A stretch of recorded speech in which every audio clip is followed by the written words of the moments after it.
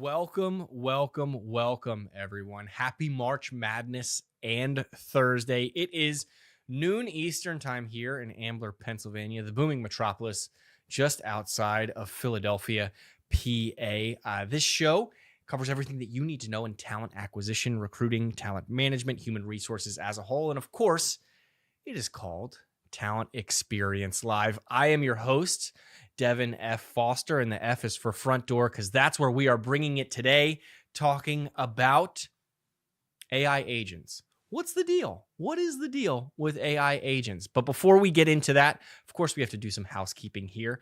Talent Experience Live is proudly brought to you by the good folks here at Phenom, whose purpose is to help 1 billion find the right work. That's why we have this show every single Thursday, why we do our other podcast with Cliff Yurkowitz every Monday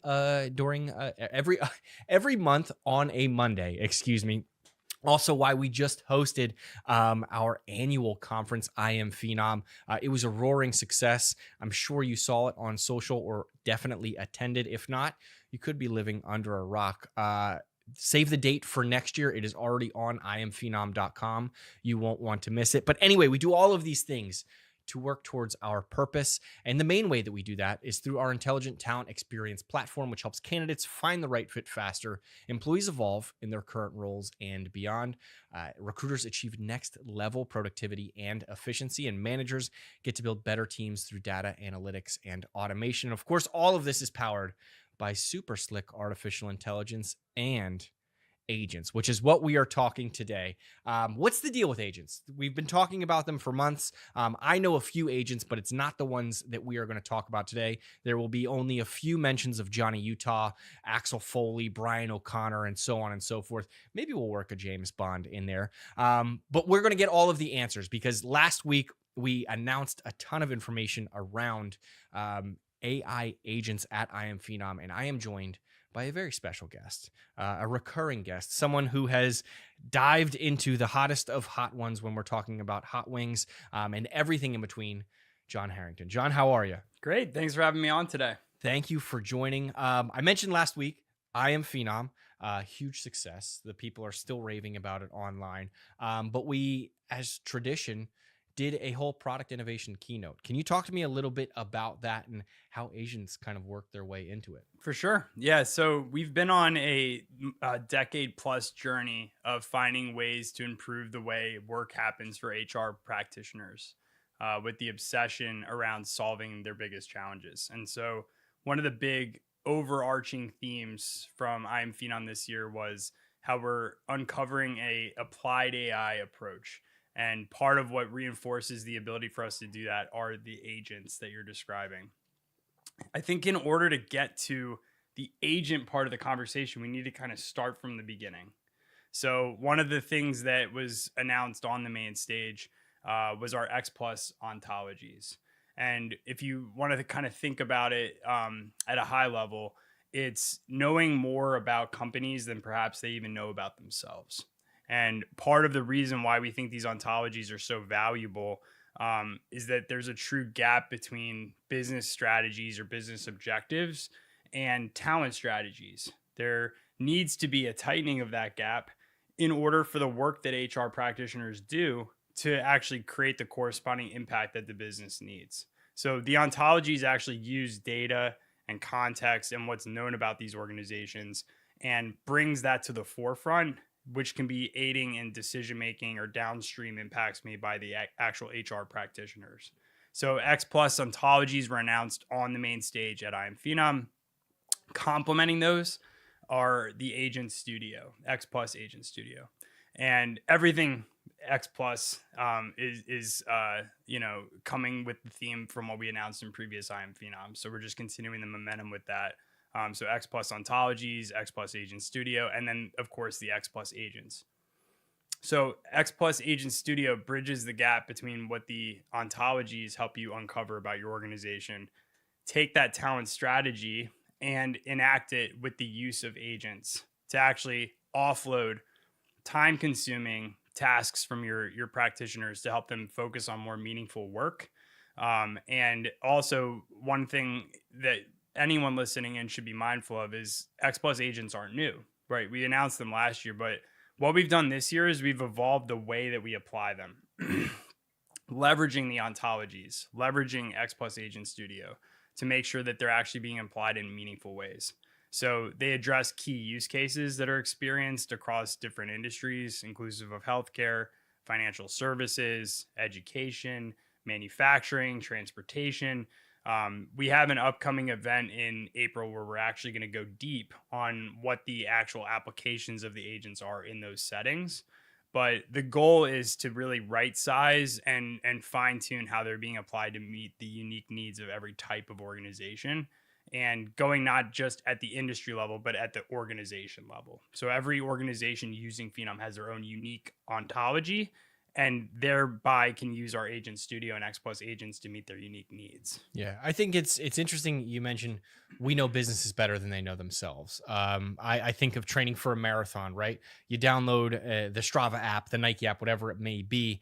It's going to give you the plan as to how to get from couch to full marathon. Now, it is up to you as to how fast you want to get there, how much you want to push it, but it is going to outline day one, you're going to, do a 15-minute run, however far you can get. Day two, it's going to be 4 miles or whatever it may be.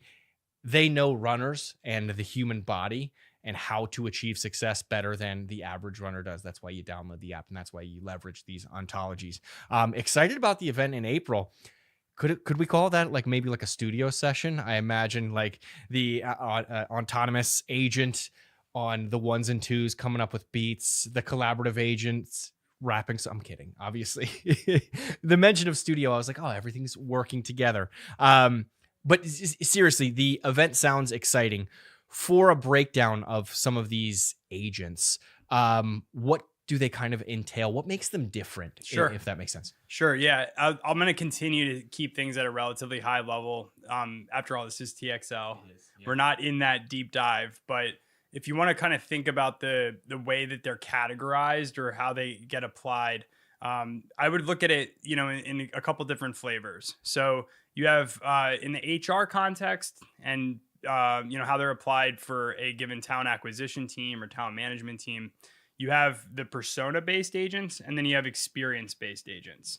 And you can kind of visualize these as, what's happening behind the scenes and what's happening in, the main stage or right in front of everyone. And so that would be kind of how I would break those down at the highest level. So talent practitioners, recruiters, talent marketers, sourcers, for example, on the TA side, they have their own persona-based agents that they can coordinate with to execute tasks. And they can fully automate tasks where they're doing that autonomously.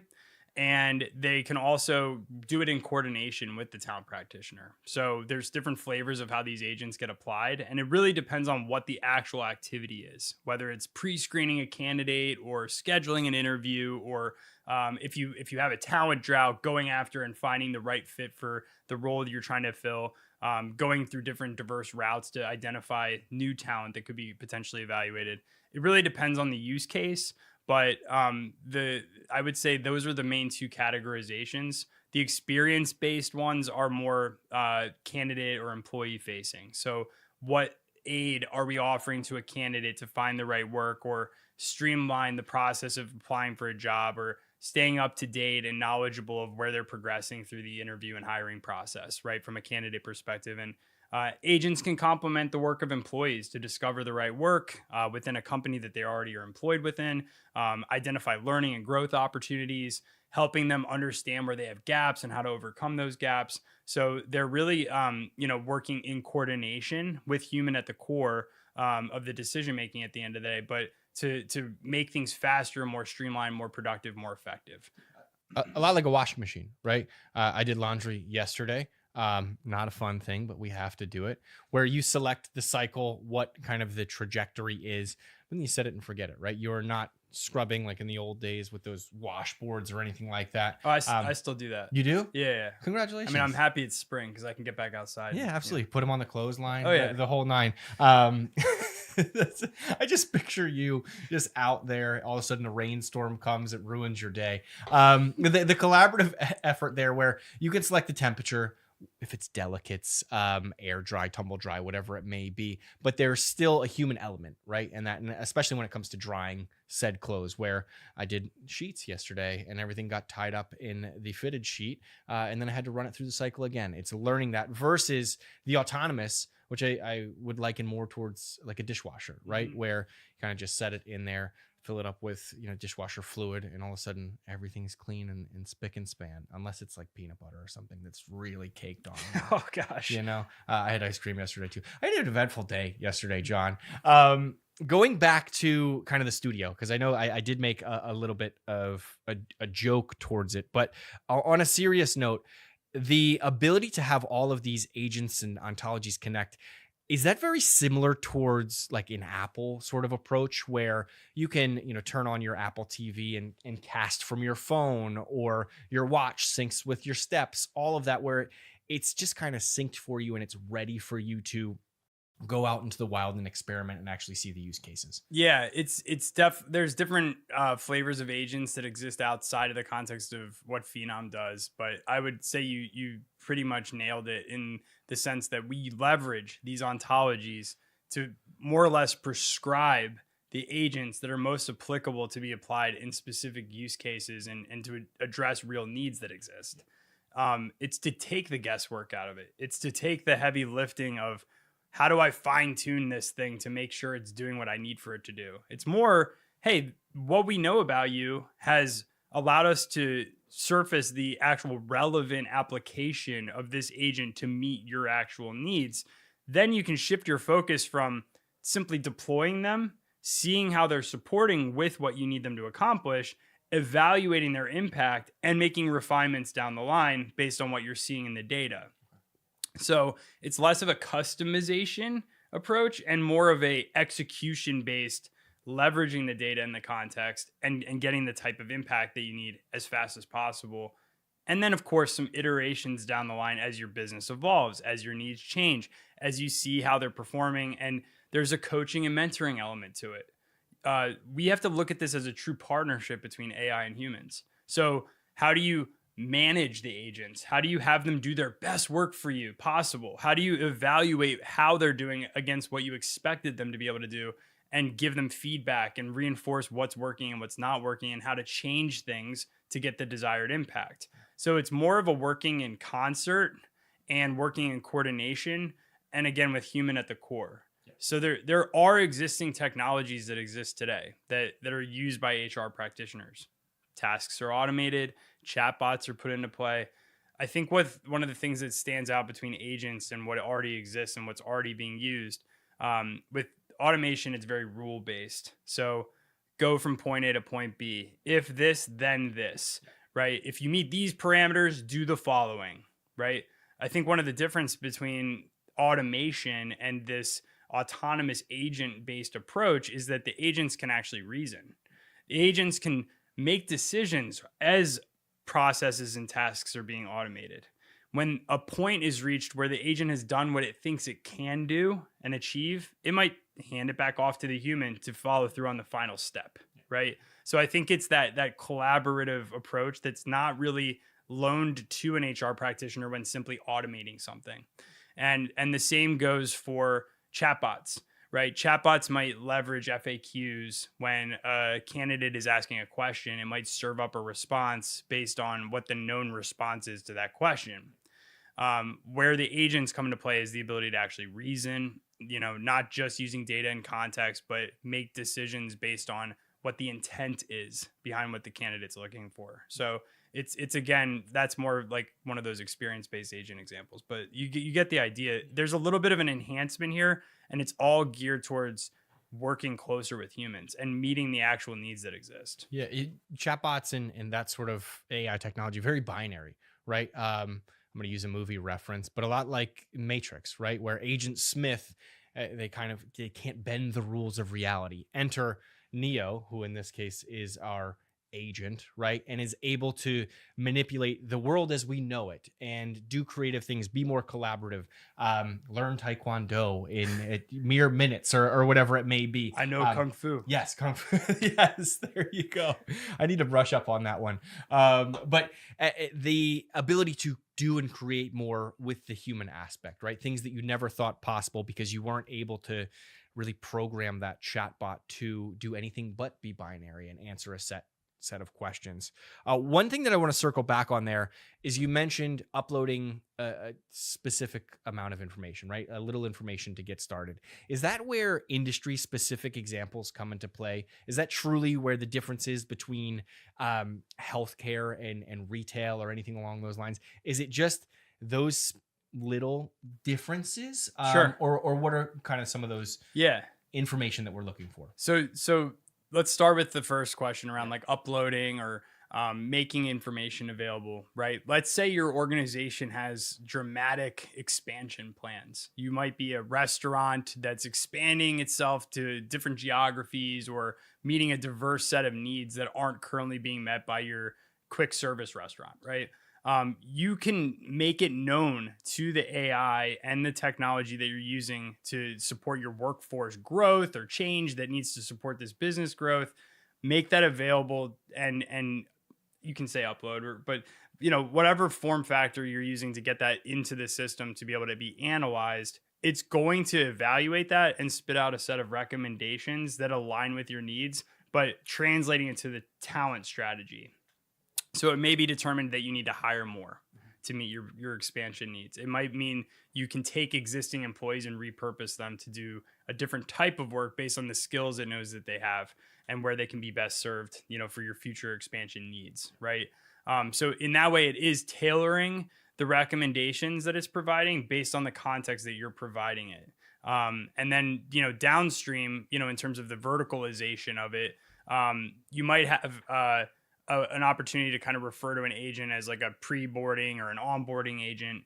But if you get at the hyper specific level of looking at an industry and a type of role that might exist in that industry, you might have a different set of steps that need to be undertaken.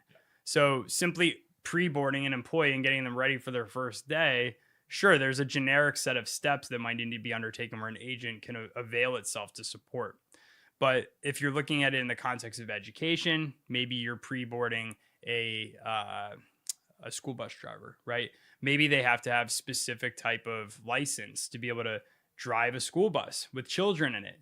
Maybe they need to validate that they have that certification. Maybe they need to prove that they've done it in the time frame that's considered acceptable. Maybe they need to be able to provide a proof of citizenship in the country in which they're going to be driving the school bus, right? All this documentation being gathered, collected, uploaded, organized, evaluated, right, is very contextually relevant to that role, that industry, the unique needs of that organization.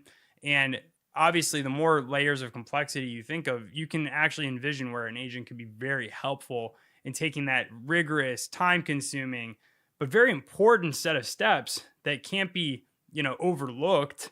There's a reason why there's a lot of layers to it, because you need to make sure that school bus driver is driving safely and is authorized to be able to do that very important job of getting, yes, kids from point A to point B, but it's safely, right? And per the guidelines that have been established by the school district. So you can get to that level of granularity in defining and deciding where do these agents lend themselves to meet the unique needs of a company and what they need to be able to do for the roles that are important for them to function properly. Yeah, it's interesting. You make me think tomorrow, big day about basketball. I remember many, probably a decade ago now, actually, I would, have my ID. I'd go up to a bar. I want to watch a bunch of basketball with my buddies, have a cold beverage. There was an employee standing out front, right? Who would look at my ID, make sure that there weren't any creases, the dates lined up, took a quick glance at me, made sure that I was who I said I was. I wasn't, John. I wasn't. But neither here nor there. Now, tomorrow there are going to be a ton of people going to their local watering holes. The ID is just going to get scanned, right? That is kind of automated in that process so that the employee can focus on creating the best environment for the people going, right? The actual customers, right? Ensuring that everything is non-violent, that nobody's getting too rowdy, that people are enjoying themselves in a healthy manner, not checking IDs at the doors, which is what it kind of sounds like this is doing for some of these tasks. And what Mahi talked about during his opening keynote was no one gets into HR to schedule or to check onboarding processes or do paperwork. They do it because they enjoy interacting with humans, right? It brings them joy. And this allows for those folks to get back to it. Is that a fair analogy in that Yeah. sense? And if I go even further with your analogy, for every ID that gets scanned, there's going to be a bunch of people that get to go in and watch the basketball game. But there's a few folks that maybe don't, because when their ID gets scanned, something gets detected. Maybe some more questions need to be asked. Maybe there is some follow-up. Maybe there is a next set of steps that have to be undertaken. That's where the attention is being paid, is on the meaningful engagement with the people that either do belong there or don't, right? And I would liken that back to the pre-boarding experience example. Hey, maybe there's a number of school bus drivers that fit the bill and are ready for the next set of steps, but maybe there's some where there's a follow-up set of questions and evaluations that are needed where now HR can get re-engaged and get directly involved. But the time that they saved by not having to do each of those individual interactions and making sure each of those steps got followed, they were able to lend themselves to other more meaningful work, right? Focusing on the most important things versus the minutia. Are you an organ donor? I'm not. No. All right. When was your birthday? February 27th. Hometown? I see where you're going. Yeah. Those are questions that I always slipped up on that caused detection there. Hey, can you do the alphabet backwards? Never got that one. Thanks. Thank you that I never had to do that. Can one. you walk in a straight line? Touch your nose. John, so that's some of the automated use cases, right? When we talk about collaborative things, I really am interested there because I think that we're used to that sort of AI, that algorithm already being served up to us. So you mentioned kind of circling back where the agents will hand things back off to the humans. I think of that as scrolling through your newsfeed on social media, right? It knows you pretty well. Hey, you like this post about Justin Fields. We're going to serve you up Jets and Steelers information, right? Oh, you like more of the Jets information. We're going to continue that until suddenly you get something random that doesn't seem fit. That is the algorithm serving up, making sure that it's still on the right track.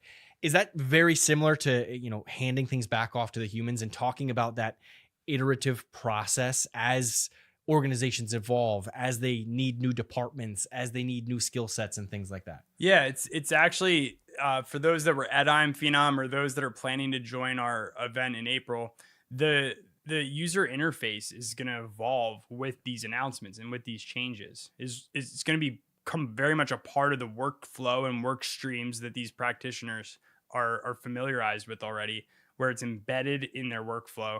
They'll see updates. They'll get recommendations served up. They'll be able to analyze the effectiveness of the agents they've deployed and what they're actually doing to serve their interests and needs. It's going to become part of their day-to-day, right?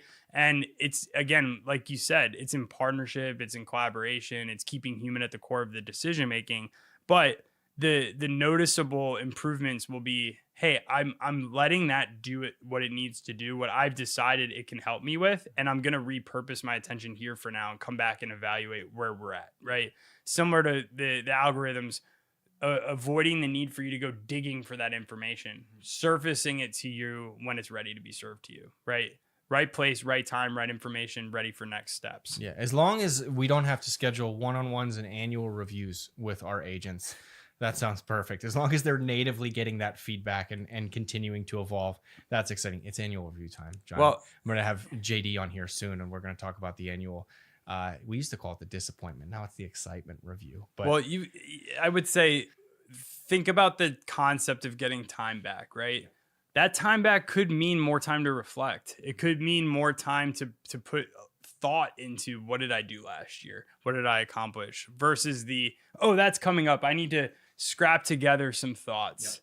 Yep. So I think it's going to transition people from feeling rushed like chickens with their heads cutting off, going from point A to point B to point C to point D and forgetting what they were even doing at a certain point, to now, what am I taking that time back and applying myself to do? right, the quality of the work being done is going to also go up with this. So that concept of being able to do things quickly, being able to do them at the level of quality at the lowest cost, right? This is actually creating that kind of trifecta where those can work in harmony with each other and really improve the way work gets done. Yeah, I mean, and that's a perfect segue because I did want to get into to some of the benefits. So I think there you're talking about efficiency. How important is consistency in this when we're deploying agents, creating a seamless experience for not only the internal folks leveraging it, but also the external that you mentioned as well? Yeah, I think it's important for the organization as a whole to get familiarized with how the approach works. Some of the things we're talking about are pretty fundamental to understand before getting into the weeds of using it. So there's going to have to be a familiarization period, an acclimatization period, and a reimagining of the work that's being done today versus the work that's being done tomorrow. And I think there will be varying levels of adoption and varying levels of experience that people have with this. Learning curve challenges might exist for some versus others, depending on how excited they are to jump in and be an early adopter versus want to see how others do first. But I do think it's going to permeate all levels of the organization, from executive to managerial to individual contributor. On the external side, I think candidates and employees, whether they know it or not, are going to be interacting with agents and agentic AI to help them do what they need to do, but do it faster and more efficiently, right? And it'll be consistent, in the sense that it's not an element of whether it is or isn't part of how you're going to experience things. It's going to be a part of it. I think it's more how fast will people be to get their hands on it, experiment with it, and begin learning, right? But there's no doubt that it's gonna become a very big part of how work gets done in HR. Absolutely. I mean, it's the evolution of talent acquisition and talent management as a whole. We've seen transitions moving away from wanted ads to digital ads to career site focus. Resumes have evolved into, and cover letters are gone. Hopefully, are cover letters gone yet? Can we say cover letters are gone? Cover letters are still there. Why? I think I think for the intent of wanting to know people better. That's fair. Right. And for those that do go the extra mile and include theirs, right, they're standing out in some way compared to someone who just opts to do their resume, right? But that's probably the reason they still exist. Yeah. Now, how they're approached might be different, right? I think generative AI, for example, has changed the amount of time it takes to complete a lengthy application, right? And I think there's a lot of talk in the industry about people leveraging it to generate cover letters. So hence the interest in evaluating how extensively someone's authentically representing themselves when they submit an application, right? Is this some AI's representation of you as a professional, or is this you and your application, yeah, right? Fraud detection. I know that's we won't get into it today, but it's something I'm super excited about for the webinar as well.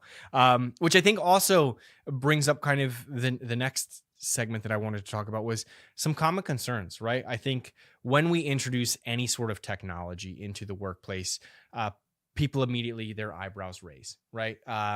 We saw it with the invention of the telephone, right?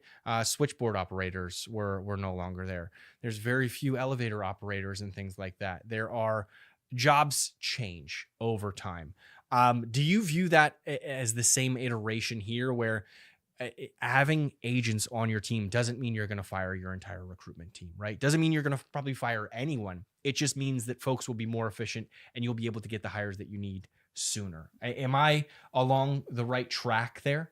I think it's really important to think about how things are evolving in terms of technology and how it can be applied to do work. As professionals see that evolution taking place, as they familiarize themselves with what that evolution means for them, and as they increase their appetite to educate themselves, learn, and find out how to work with it and apply it, you're going to see a huge boon in productivity. You're going to see a huge boon in skills being developed that don't exist today. Roles are going to be different. Descriptions of roles are going to be different. a sorcerer becomes a sorcerer or a super sorcerer, right? Because they now are armed and equipped with something that they didn't have before, meaning for everything that they were able to do yesterday, they're 10xing it, right? So I think it's really about thinking about the advantages that it affords you when you're working in coordination with it. And it's a mindset shift more than it is something that people should be afraid of or trying to, close their eyes and not look at, right? It's in front of you. Don't be afraid of it. Find a way to live and thrive with it is kind of what I would advise folks that are in that kind of inflection point that we're all reaching, right? Where do we go from here? Yeah. You're a wizard, Harry.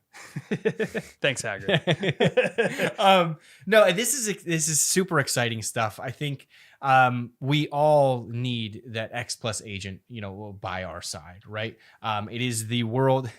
we can't do that. X can give it to you. X is going to give it to you. It's the evolution of humans, right? We are constantly trying to find the shortest path, the path of least resistance. This is that next step. So for folks who want to find out more, who are curious, I want to give you the stage. You can make your final pitch to anyone, tie up any loose ends that we may have missed, and then we can plug the webinar coming up, or the event. Excuse me, it's not a webinar, it's an event coming up next month. Yeah, it's an innovation showcase. Yeah. So I Am Phenom gets bigger every year. You can save the date. It's going to be in early March next year. If you want to see it in person, we will have more advancements and enhancements and announcements related to agentic AI, our applied approach to AI. And we always give a deep dive and an understanding of how this works, why it was designed in the first place, what it's aiming to address, what challenges it's solving for. So for those of you that weren't able to be there, don't forget that it'll happen next year, and you can definitely join along in person. But for those of you that weren't able to be there, or those that were and want to see it again or go even deeper, that's what this event's going to be for. It's a showcase of what we covered from start to finish, and going into depth across the entire talent lifecycle, from talent acquisition to onboarding to talent management, and also going into some diverse industries and use cases and examples of how it's being applied.